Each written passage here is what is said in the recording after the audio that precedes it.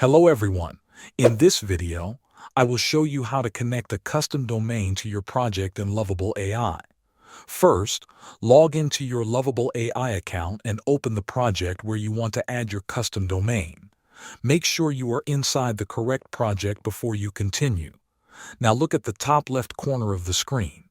You will see your project or app name. Click on the project name. A small menu will open. From that menu, select Settings. Once you are inside the Settings area, look for the option called Domains. Click on Domains.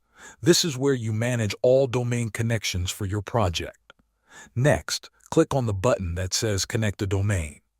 Before you continue, make sure you are on a paid plan of Lovable AI. Custom domain connection is usually available only on paid plans. If you are not on a paid plan, you will need to upgrade your account before you can connect your domain. After clicking Connect a Domain, you will see a field where you need to enter your domain name. Now a pop-up will appear asking you to select your domain provider. Select and log in to your domain provider account.